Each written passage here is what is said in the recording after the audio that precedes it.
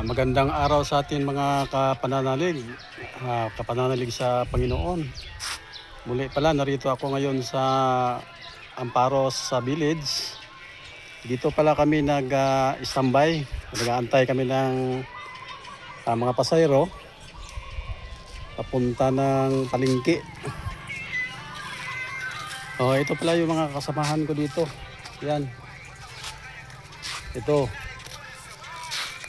Yan sila. Kaya mga kapanalig, tsaga-tsaga lang. Dahil kuminsan mayroon sumasakay. Madalas talaga mayroon sumasakay.